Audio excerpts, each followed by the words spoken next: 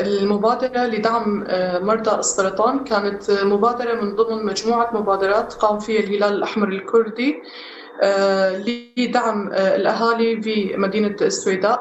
هل هذه المبادرة يقتصر فقط على أدوية السرطان أم هنالك أدوية أخرى ورعاية أخرى تقدم لأهالي مدينة السويداء؟ على وجه الخصوص للمركز السرطان هو كامل جميع الأدوية الملازمة للجرعات الكيماوية والتحاليل اللي بتلزم كلها توفرت لهذا المركز. فكمرضى السرطان صار العلاج متوفر أقل شيء بما يكفي لشهر للشهرين.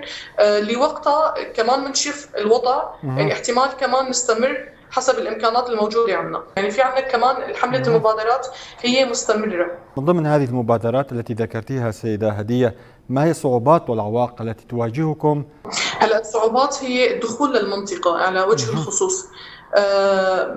في مساعدتنا لأهالينا بالساحل أرسلنا قوافل، وبصعوبة كمان فاتت المساعدات بضمن شروط، ولازم اللوجو تبع الهلال الأحمر ينشال.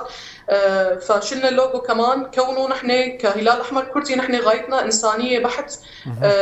نوصل لكل حدا محتاج وبحاجة عناية صحية. يعني شو ما كانت الأمور، يعني شو ما كانت الصعوبات الموجودة، الأزمات الإنسانية يعني بنوقف عليها لنحلها.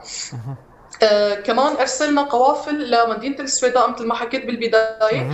قوافل كانت غذائية، سلات غذائية، سلات صحية، أدوية لازمة للمشافي الموجودة هنيك مشان الخدمات الصحية ما تتوقف. مع الأسف القوافل المساعدات ضلت 4-5 أيام بالشام.